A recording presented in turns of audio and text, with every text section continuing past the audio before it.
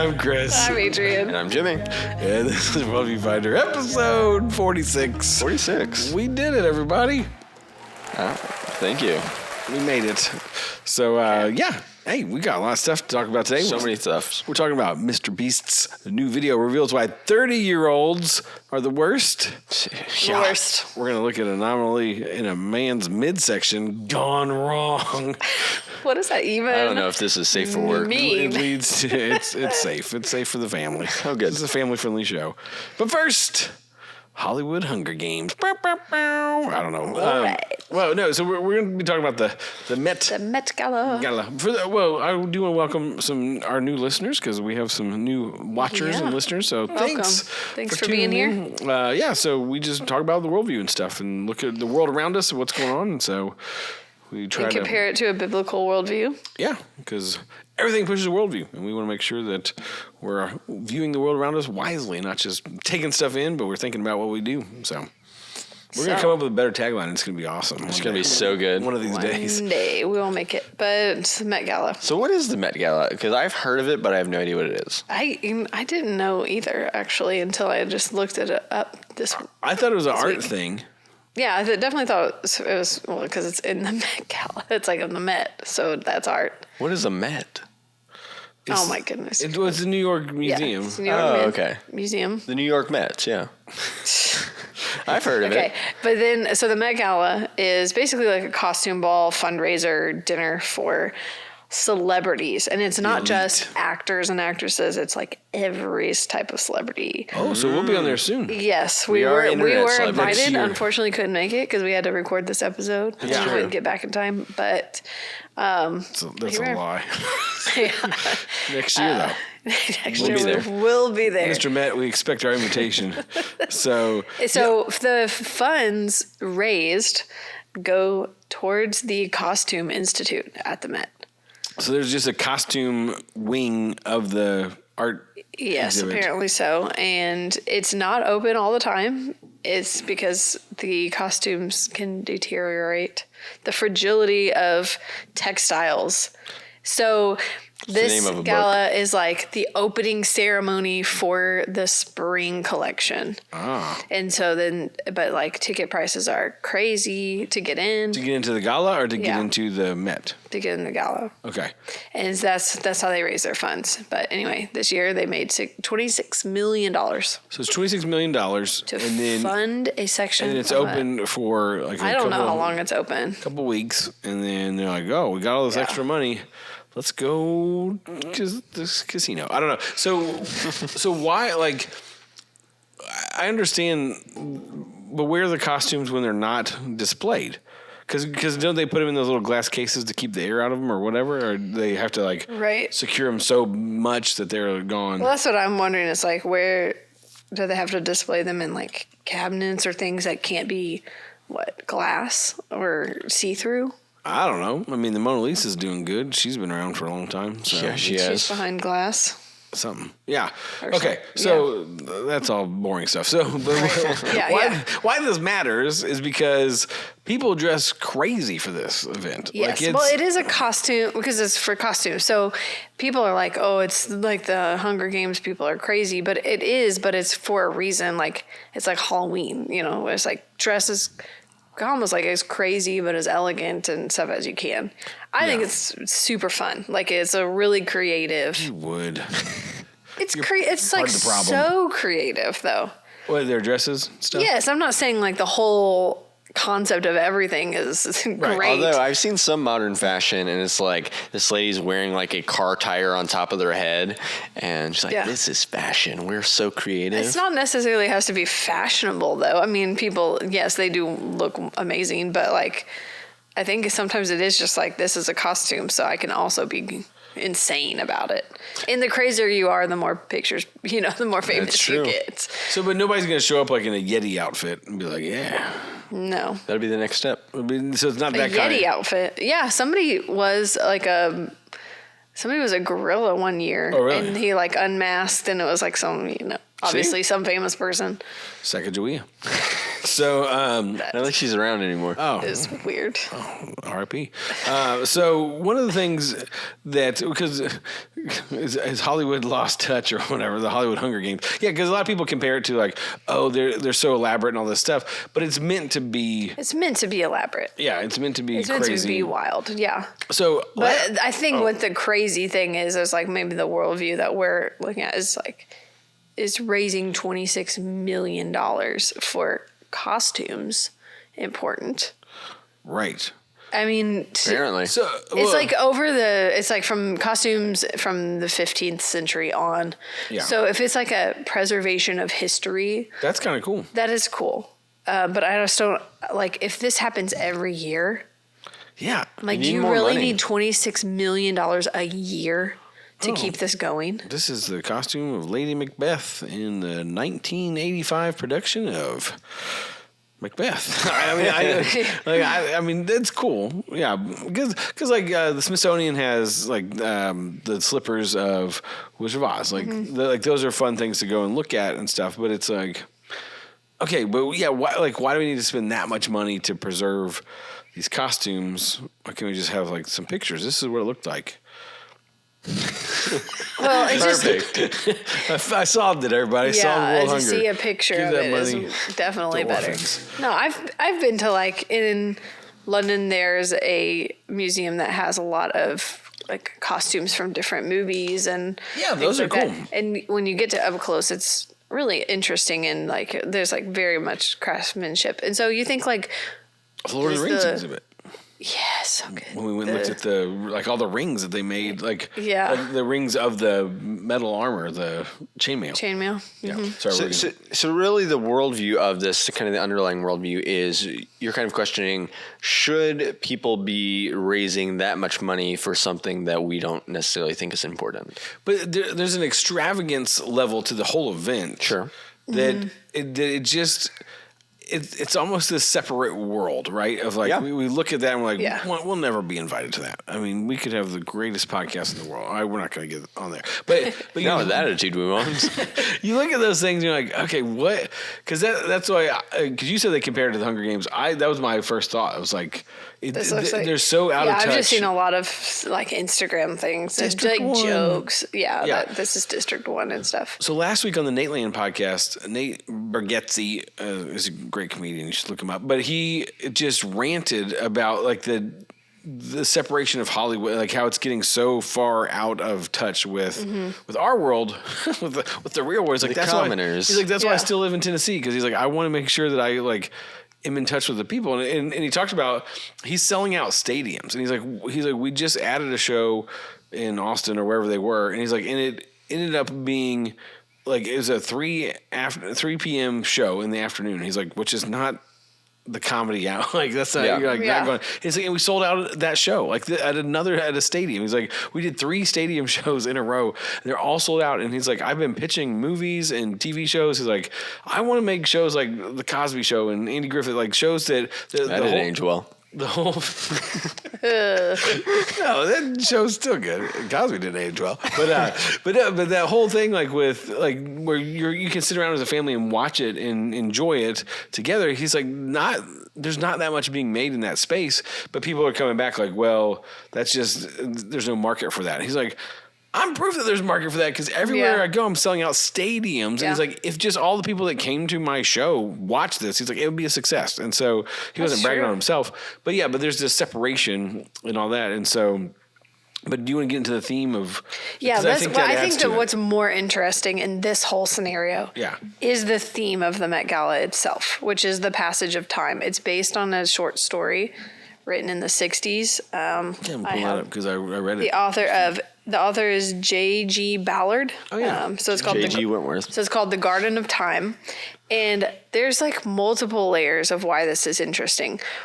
So you can Google it and read it. It's like there's just a PDF of it, and it's only We'll show it to the.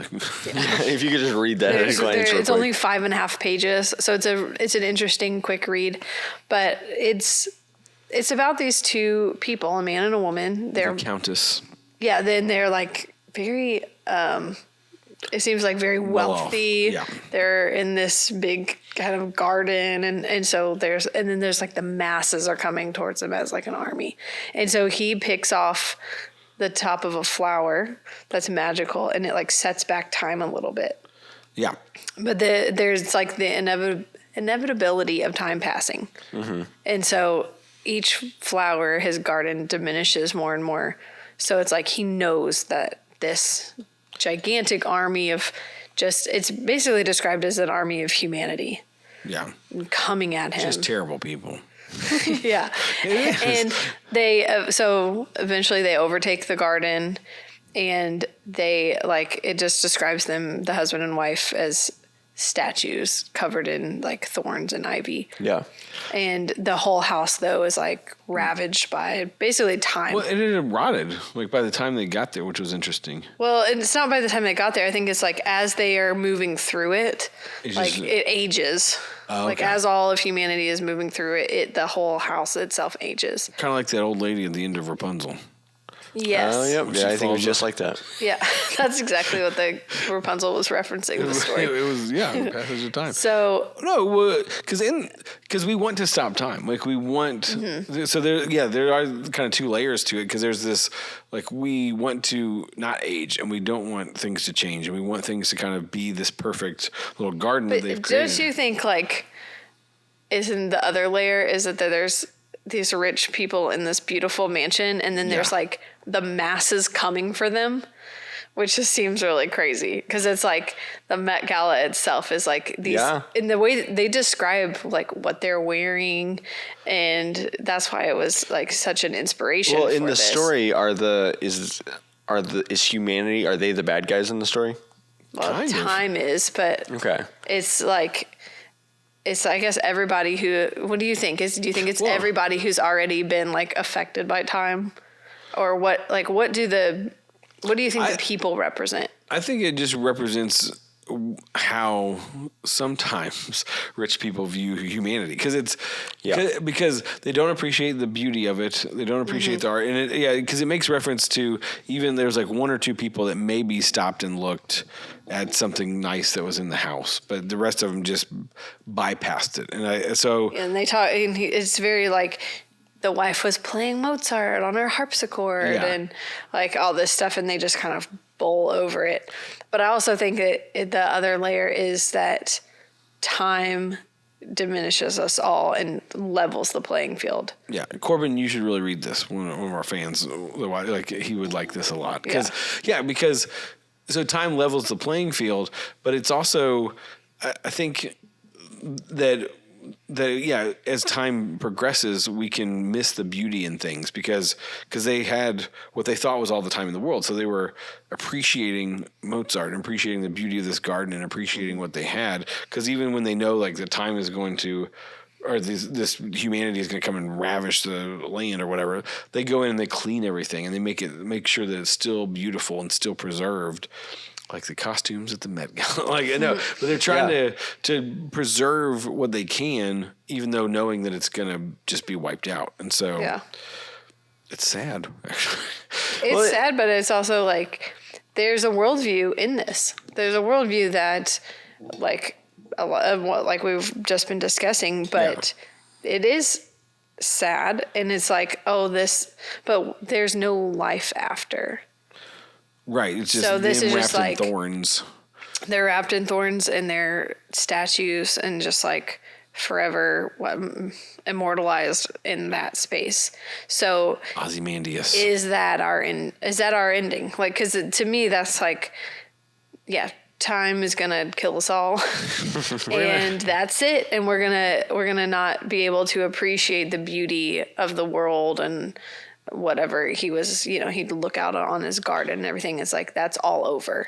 But in it, they also miss the beauty of humanity, because he's looking at humanity as like this awful like disease that's going to wipe them out, and not at the beauty of each person and what they have to offer and all that stuff. They're just enjoying their own like selfishness almost. And it's like, we're wrapped up in this world, but we're not even going to appreciate what people are going through or any of that stuff. It's just, they're this awful thing to be like dealt with. But didn't humanity come in and destroy everything? Yeah.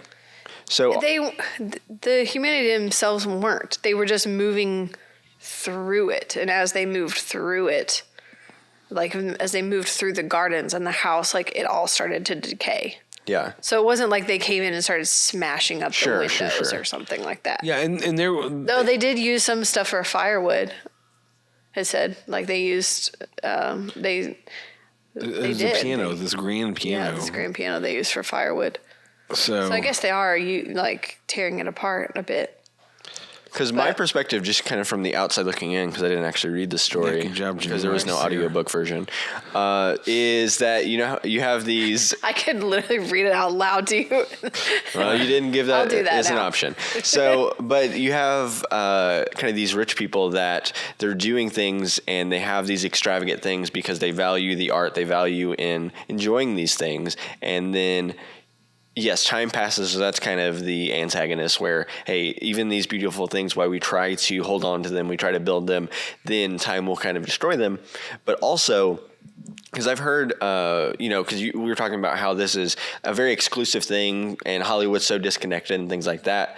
But I was listening to one guy and he was talking about how if you're super rich and super famous, it's very hard to hang out with people that aren't super rich and super famous because one, they have no idea what your life is like. There's basically nothing in common there. Mm-hmm. And then two, you can't hang out in public like that. So it's good to have other people that kind of know what you're going through, know the struggles of it. Yeah. And then also you can have this kind of enclosed space where, hey, it's not like I'm going to be mobbed by super fans. I'm going to just hang out with people and try to be normal. So I can see the appeal of it. Yeah. Yeah. I've heard like a lot of Hollywood parties or whatever, they have a phone policy. You drop your phone off. Yeah.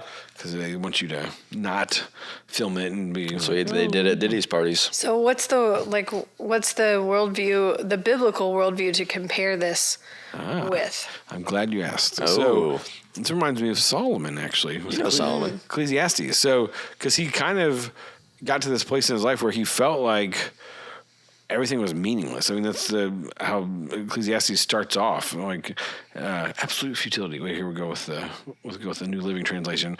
Everything is meaningless, says the teacher, completely meaningless. And so the whole book of Ecclesiastes is just him unpacking why it's meaningless. He tries lots of things. He's like, I've tried being famous. I've tried money. I've tried knowledge. Women, ladies, a lot of ladies. I've tried all of these things and they are all meaningless. So what's his conclusion of that, though? The conclusion of the matter is this: it's basically to follow God. It really is. Like he's like, I just enjoy the time you've been given. I'm trying to find 6, right? There's 6 chapters in Ecclesiastes. Mm-hmm. Yeah. Let's see the conclusion. Sorry, I want to read the first part. So, all right. Everything has already been decided. It was known long ago what each person would be, so there's no use arguing with God about your destiny. The more words you speak, the less they mean, so what good are they? In the few days of our meaningless lives, who knows how our days can best be spent? Our lives are like a shadow. Who can tell what will happen on this earth after we are gone? It sounds like someone whose girlfriend just broke up with him. Who cares? Everything's terrible. Life is meaningless. Was that your Trump impersonation? It started creeping there. I'm not sure why. It's like, wait, let's see. Yeah, so it is interesting just to sort of think about that. That's not what I wanted to read, but I don't know. Yeah, that was just depressing. What's the conclusion? Wait, where? Yeah, I don't know. We don't know. I think it's actually somewhere in the middle, but wait, no, that wasn't the end of the. Okay, that was the problem. That was the problem. Oh, it has more chapters. Yeah, I read the wrong ones. Oh, Chris. Clearly experts in this area. Man, sounds like it. Keep going. I'll find it. Because I was reading Psalm 139, and it's about the Lord knowing everything about. It says, "You've examined my heart, and you know everything about me. You know when I sit down or stand up. You see me when I travel or when I'm at home." And then it's just saying, like, you have numbered my days. Darkness and light are the same to you. Like, there's all of these things where it's, you knit me together in my mother's womb. It is a lot of, I feel like, about time, where it's like, every moment was laid out before a single day has passed. Like every day of my life was recorded in your book.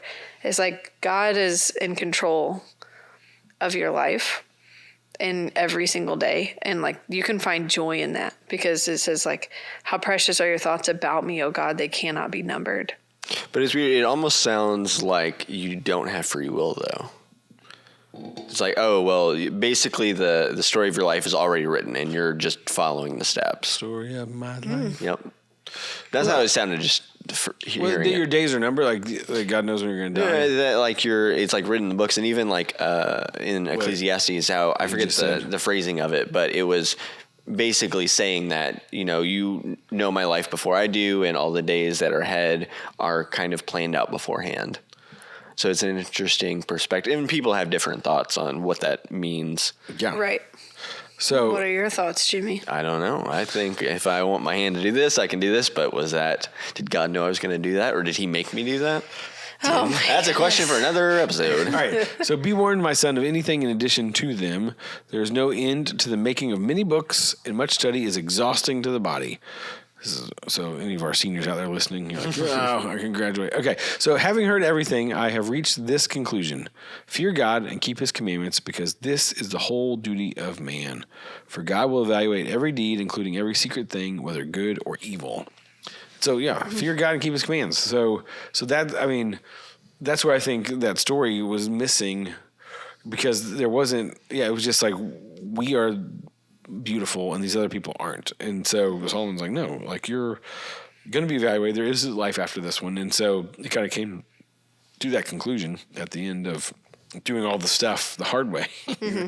He's like, oh. And we don't have to be like the man in the story or the man and the woman in the story to look at, because part of it's like, he's looking at humanity and not seeing it. But then I think there's another layer of he's looking at death and recoiling from it and really afraid of it. And it's like, that's the end. And so as believers, we do not have to fear death, because there's actually, when the garden is being described in the beginning, I was thinking like, that is what I actually have to look forward to. Oh, like I want to not be being taken from you. I want to be in humanity running towards it.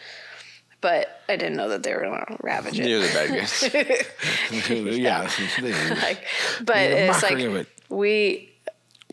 that seemed to me almost like a heavenly figure. Like it looked like a heavenly place, and that I can kind of live out my eternity there.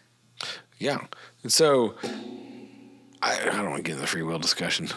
We'll say that for another time. But about that. I think, so to put a bow on this, we should look at people the way God does, whether we're rich and famous or not. Like you say you can't, they can't relate to other people or whatever, but they can, because we're all part of humanity, and we're all everybody has value, has something to contribute. Yeah, and God has written that in them.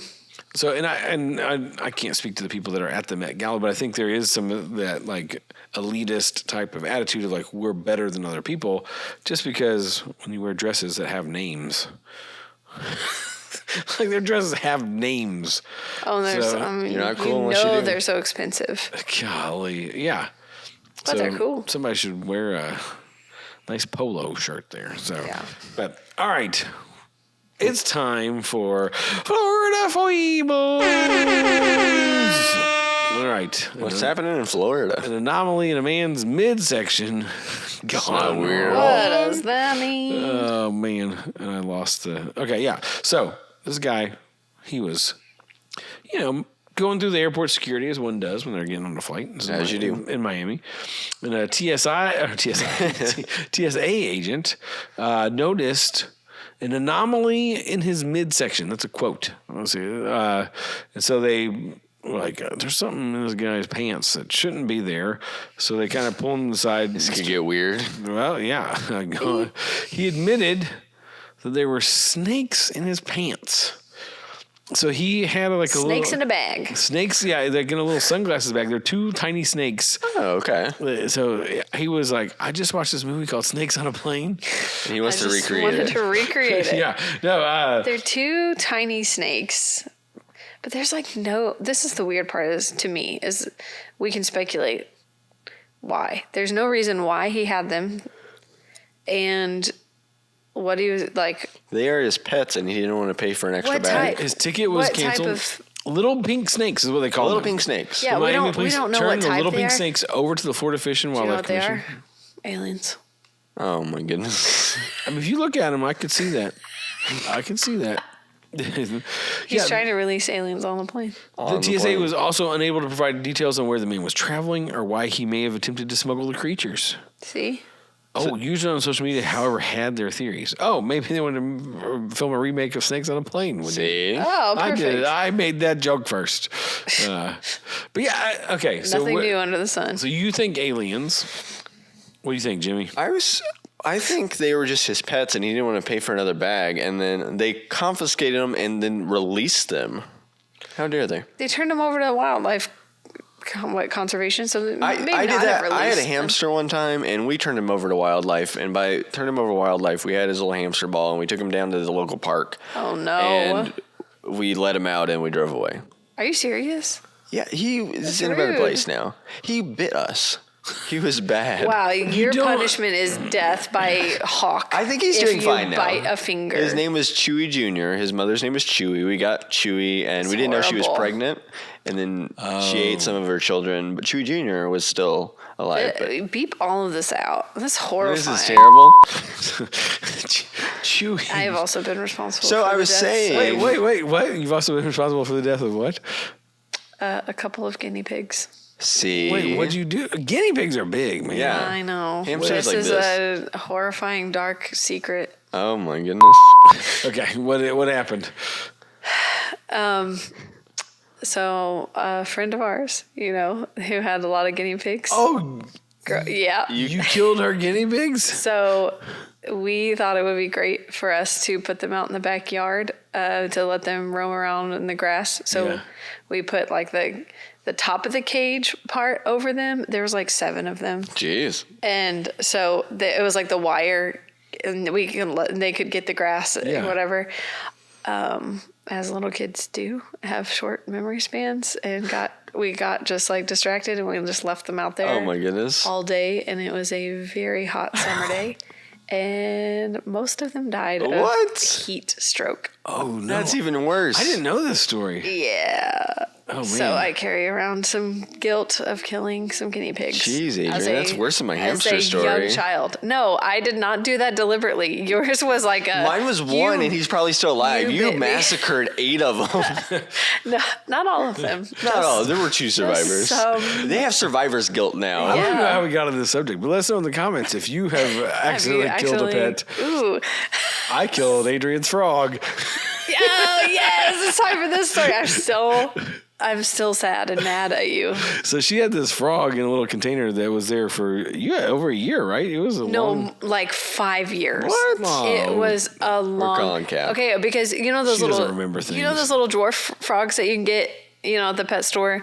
They're like real tiny and they just swim around or whatever. So a friend of mine, I think it was actually the same girl. She gave it to me for my birthday, and it was not a dwarf frog. Like, it grew and it was big. And so it was, and in the summertime, like mating season, it would sing. It would make like this little, like noise. And my mom and I loved that little frog. Yeah. And then one day it was dead. It was just floating dead. Did you drown it? What happened? So my friend Nate and I, shouted Nate, we were like, hey, I've heard that if you feed a frog a firefly, you can see it glowing in its stomach. If you give a mouse a cookie. Yeah. So we got a firefly, put it in there, watched him eat it, and then turned off the lights and watched his stomach glow. And then like a day or 2 later, he was dead. No, it was like the next day. The next day, he was dead. Maybe he was allergic to them. And then later, I was like, man, one time we fed your frog a firefly.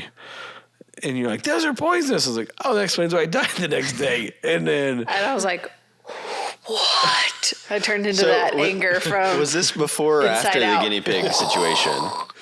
This was after. Yeah, this is Okay, so this- I was like in college when we fed it because Yeah. I didn't know lightning bugs are poisonous. So don't try that. Yeah, it to does glow on the frogs. inside, but they will die. I don't believe in karma, but I think that was karma, Adrian. Probably was. Oh man! An eye for an eye.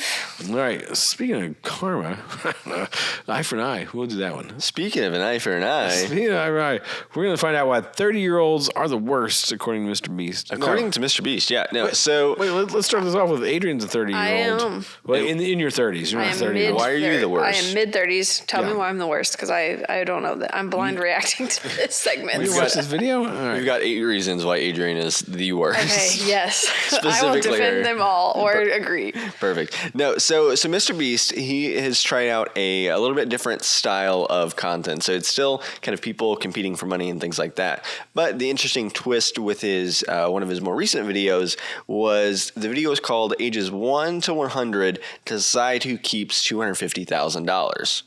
So before, he'd always done different challenges and stuff like this, but the whole idea behind this was that people actually decided who gets to keep the $250,000. So it went through, and so there's ages 1 to 100. So there's a 1-year-old, a 2-year-old, all the way up to a 100-year-old, and they're all in these pods. How's a 1-year-old gonna pick?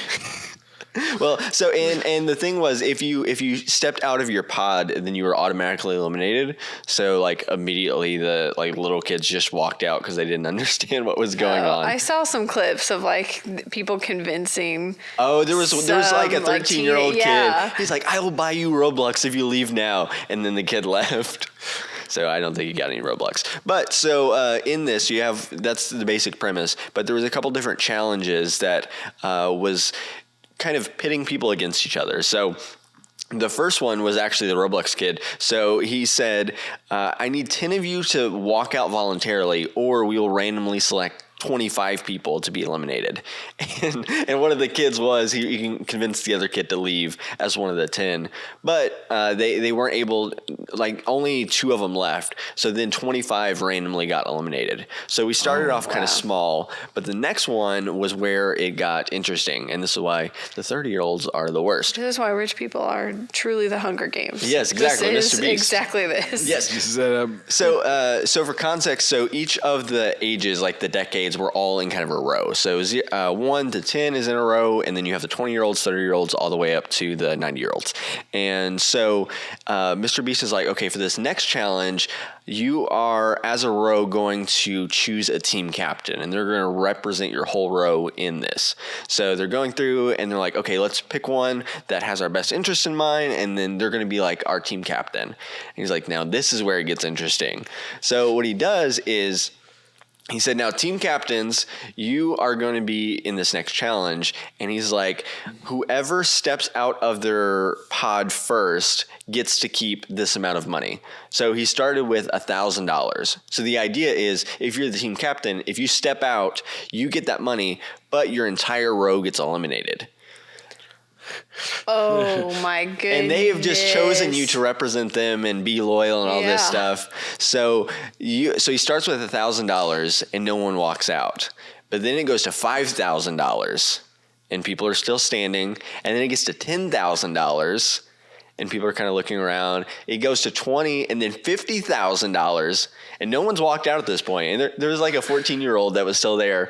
So it's $50,000 on the line, and no one has stepped out. And then finally it gets to $100,000, and then number 30, he steps out and takes it, and like everyone starts freaking out. It's like, how dare you? I thought you, because then all the 30-year-olds get eliminated, right? Because he takes the money. $100,000 richer. Yeah, so he gets the $100,000. Would you do it? I would totally leave. Well, so I think your whole team gets wrecked. I'm a 30-year-old, and I agree with this because there's like no chance you're gonna actually be the winner, and that's like almost half of the prize. That is true. Well, and the other thing is, it's kind of this a game of chance too, where if someone would have stepped out at $1,000, then they would have taken it, would have not gone up anymore. So not only do you have to step out, but you have to kind of play the odds. Do I step out now and take it, or do I let it go another round? Right, I probably would have made it to 10,000. And then you're like, I'm out. Forget all the other 30-year-olds for 10,000. Well, that's the thing is, I think if That's the thing, is if I would have gone through the process of them picking me. Well, to and be you've loyal, at this point you have already gone through kind of tough. the process, and you've kind of known the people around you for like a day and a half. So this is kind of your friends that you've just made. could I be like, okay, $100,000, 10 people, everybody gets $10,000. Are you gonna sacrifice them and then give them 10,000? Would you do it? Would you give them 10,000? You're like, nah, I'm keeping it all for me. No, I definitely wouldn't keep it all for me if I eliminated really? all of them. Okay. I'd be like, well, I'll share $10,000. Well, so that's the first question, and then we'll get to the other one. But yeah, so what would be kind of your number to sacrifice all your friends? Well, okay. Adrian said she'd do it for 10 G's. $10. Easy. We each get $1,000. Yeah, so if No, I'm I not... would just be too worried that somebody else would step out. What happened if somebody else stepped out too? On the So if I don't know what they would have done if you stepped out the exact same time, but I'm assuming not two people are going to step out at the exact same time. Okay, so whoever's first, all right. then they get it. So I mean, at 50,000, I'd be tempted. Yeah. But yeah, again, that psychological thing of these people picked me and I'm like representing Yes. them. I think my guilty conscience, I wouldn't have stepped out. Yeah. Really? If At you all? actually put me in this scenario, If he said, okay, whoever Yeah. steps out for $100,000, you don't think you would? I'm loyal. You're loyal. Would you have done it? Would you Yes, absolutely. Jimmy's the worst. you should be 30. That's true. I'll be 30 eventually, and then I'll be officially the worst. But yeah, so I mean, everyone was kind of hating on him there. But I mean, he's like, I was just thinking of my family, my kid. He's like, I really needed this money. So what would you have done if you had picked somebody and they stepped out? Would you be mad at them? They just eliminated you, but you're like, yeah, it's $100,000. I would have done the same thing. Or would you have been like, no, I picked you? I mean, in hindsight, like if I'm as an outsider, Yeah. yes, like I probably would justify it and be like, yeah, these are good reasons or whatever. And especially if they would like share and give some money. They're like, not sharing. Nobody's sharing. Okay. Well, that was the worst. But in the moment, I would Yeah. 100% be mad. Yeah. Oh, yeah, totally. Because it's like You just got me out. the whole element of the game and being in high stakes and like all that kind of stuff and high emotions. Because, yeah, they like betrayed you and Yeah. all this money's on the line, and they made Yeah. sure that you couldn't get it just because they got their money. Right. Turns out the 1-year-old won because he couldn't ever leave his pod. He just sat there. He just sat You there. couldn't walk it. So you Yeah, just so sat there. so days. so that was one of them, and then there was 2 more challenges. So there was one of them where there was a good amount of people still left, and they put curtains on everyone's pod so you can't see anyone. And Mr. Beast, I think he put 5 minutes on the clock, and he said if you step out of your pod and there's only one of you steps out, you get to keep $250,000. So he's giving him the prize. Yes, but if there's 2 people that step out, then you're both eliminated. So Get nothing. and the interesting thing was there was one guy, I think it was 42, I could be wrong, but I think he was in his 40s, that like throughout the whole game he was talking about how loyal he is, and he's looking at the guy who took the 100,000. He's like, no, it's us till the end. Like I wouldn't take that or anything. And you see, he steps out for the 250,000. And then it goes by, and then in like the last 10 seconds, another person steps out. Oh, man. So in that last So 10 they seconds, both got they both got eliminated? eliminated. Wow. So I mean that was a kind of a risky move for him, but Yeah. then he was 10 seconds away from winning that 250,000. And the last one, which this will kind of go to the worldview of it. So it got down to I think the last 5 or 6 people, and he put them all in one big room. And Mr. Beast is like, now you have to decide who keeps the $250,000. So you have an hour. The clock is going down. If you haven't decided who gets to keep all of it, then no one gets any money. So then they just have to talk amongst themselves and decide which of them gets to keep the $250,000. This is the worst. It's like, it really does tie in with the Met Gala. As it It's always like, does. Yeah, we always pick things that end up actually going really well together. Because it's rich people putting the poor people who really need money Yeah. in these game scenarios and basically watch them fight it out. How's this different than a game show, though? Amazing Race. Like, it's the same. How sweet the sound. Amazing Race. Yeah. It is. I mean, Okay, so do you have problems with that, though? Or do you find it entertaining as well? Game shows, I feel like, are, I don't know. But this is a game show. It feels different, but it is like, why does it feel different, what though? you would do for money. Is it because it's Mr. Beast? Maybe. It feels like he's like one person setting a scenario up with a set of people. He's no Howie Mandel. That feels more like an experiment than like, we're offering this game and here's what it's going to look like. You can join it. And if he does this like every year and it becomes a game show, then that seems more like, okay, well, I mean, because he's always taking applications. People know what they're getting into. So it is kind of like, hey, this is going to be a couple day long challenge. And this is the idea that we bring 100 people in and they have to decide who keeps the $250,000. Yeah. And I guess it's not that different, but to me, it just, for some reason, it feels different. Yeah. So, yeah, that is kind of interesting. But then the question was, how do you decide who gets to keep the $250,000? Because at the very beginning, there was one girl, I think she was probably in her 20s, and she was like yelling out to everyone at the very beginning. They're like, if you're above retirement age, you got to go. If you're 14 or under, you got to go. Basically saying these people don't deserve the money, therefore they should just leave now. So then, who was saying this? It was like some 20-year-old towards the beginning of it. 20-year-olds are the worst. Why are we getting mad at 30-year-olds? Because they actually took she was just talking trash, but he took the money. He took the money and eliminated all his friends. So yeah, that's true. So how do you decide who keeps it? I don't know. It'd probably have to be the best story, right? Well, like, and that was if they needed the most. Yeah, but like everyone go around and share. But how do you know they're not lying? But yeah, because then you just like how to make the biggest sob story and make them believe that. Oh, but could you work it out? How many people were left? I think it was like 5. Okay. Because it'd be like, I broke my leg at a trampoline park. Can't you say insurance. Like, okay, who's the most trustworthy person we've seen so far? And we're gonna nominate you, and then you divide it up between us. Oh, so you would give them the money, and then it's about dividing that money up. Yeah, socialist. Share. It's a game. Do you share your money with your neighbors that need some money? Well, you just divide it up. I mean, of course she does. We divide up her paycheck amongst all her neighbors. Yeah. No, I mean, you give to I worked for that. Like, I didn't play a game for it. Yeah, but I mean, so that is the question, kind of figuring out who deserves it more. But how they actually ended up doing it in a pretty smart way. So after they went through and asked everyone their stories, then they each made a ranking of 1 to 5. Who you think would be the most deserving of it, who would be the least deserving of it. And then they went up and kind of counted who was the highest ranked above all, and then gave them the money. Where they're like, okay, overall, this person was rated the highest, so then everyone else is going to walk out and they get to keep it. So they actually did it in a pretty smart way. That's a smart way. So who ended up with it? I forget her story, but it was some sob story. I think she was at a trampoline park and broke her leg and didn't have insurance.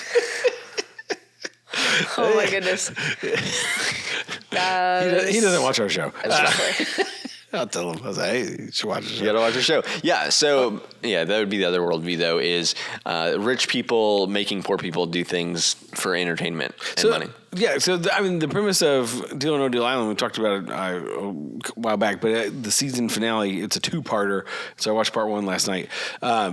So, the banker, he's the guy that has all the money, and he kind of, like, plays these games with that makes him do things and all this stuff. So this week they had to run through a maze and all that stuff. But what's interesting, because the morality of the people in the show, because we've talked about this before. Like, it's true. Like if it's a game, are you allowed to lie? Are you allowed to cheat? Are you allowed to do these things if it's within the confines of the game? So they had to solve this problem. And each person had their own little desk or whatever, there's a little podium, and they were told you can't look at somebody else's thing. That's why but one guy did, and he's like, went over and he like looked. He's like, oh, okay, and got the answer. But then the Joe Manganiello is hosting. He's like, hey, wait, there's been a breach of the rules. You weren't allowed to do that. So now you're penalized, and you don't get to go till after the last person does. And whatever the time between people is, that's how long you have to wait. And so he gets penalized for that. But like the lying and stuff that people do, and this is what was great. So this lady is like, so there's 4 of them left. And so this lady comes up to what's his name? Boston Rob. He's the one that's been on Survivor. So everybody knew that he was like one to be reckoned with or whatever. So he comes up, and she's like, me and you for the end. She's like, the other 2, I know I've been in alliance with them, but they're out. It's me and you because I think we'll do good at the end. I want us to be the final 2. She's like, and I'm swearing on my kids. She like had this necklace and kissed it and was like, and my husband. She's like, I never do this. I need to see you do that again. I need the full reenactment. Okay. I'm swearing on them. And she's like, why'd she do that after every word? I don't know. She kissed it several times. You remind me of that hamster that Jimmy let loose. Oh no. He's trying to go on. So, but then.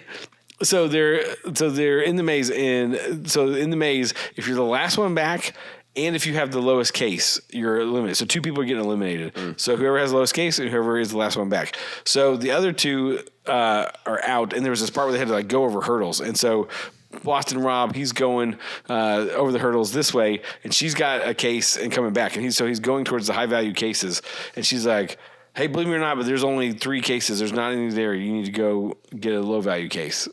And he's like, what? And she's like, yeah, there's only 3. We got them all. You need to go get another one from another area.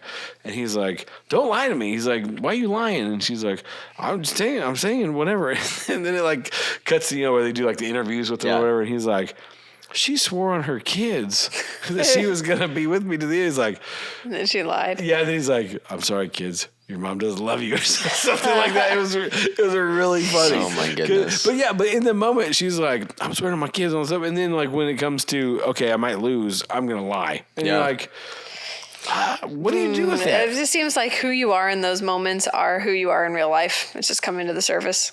Yeah. And it's tough because you're like, tough these people it's for money.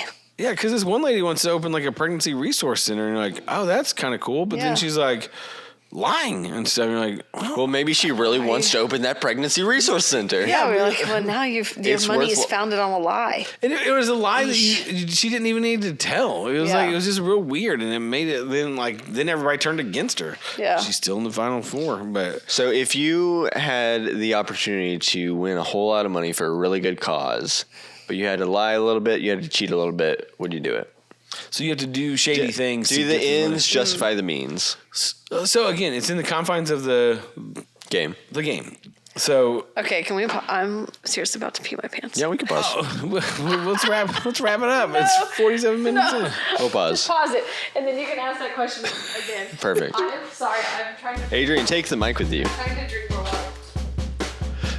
We'll take a little break. Jimmy and Chris show. We're back, baby.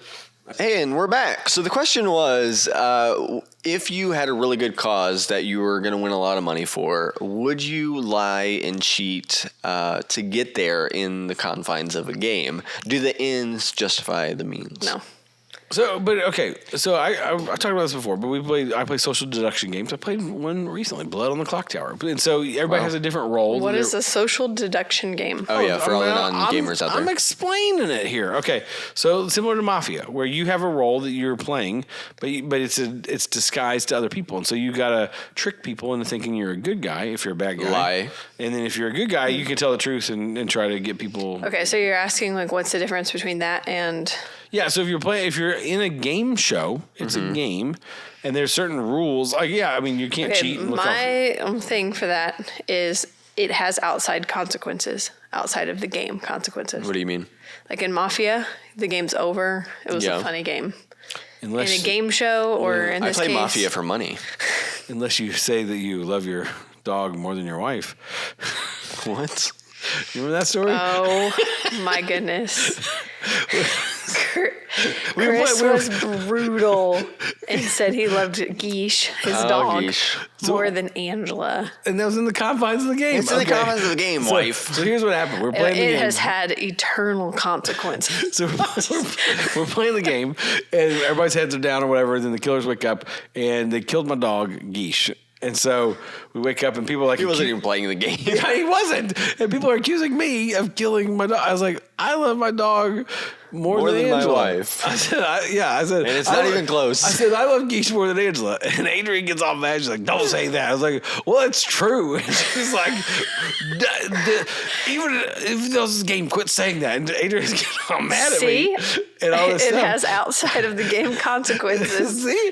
But it's mafia. That is proving I would be trustworthy in a game.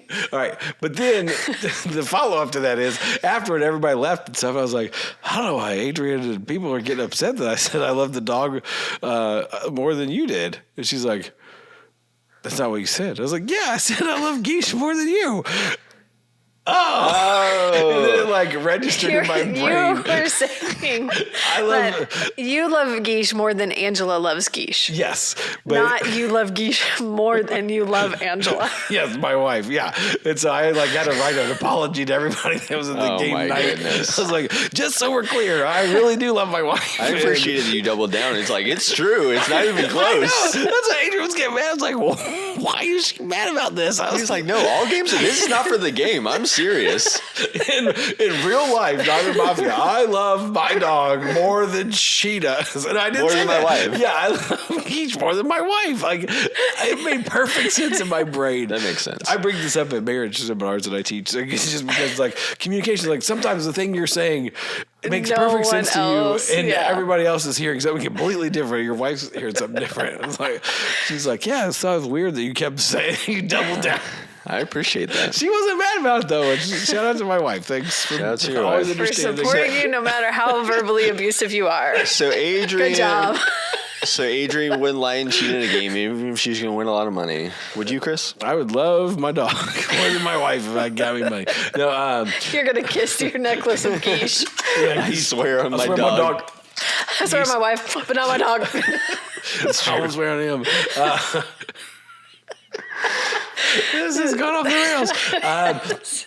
I don't know. Yeah, if I was playing a character in the game, because there's the mole game or whatever. That you're the. It's kind of like real life mafia, where you're the mole, you're the bad guy, and you're trying to sabotage people. If that's the goal of the game, though, Yeah. to sabotage people. But isn't the goal of these other games to win and get money? Yeah, but not to sabotage other people in the process. Well, you kind of have to. You have to, but you They don't. make it in the don't game. You have to do things to.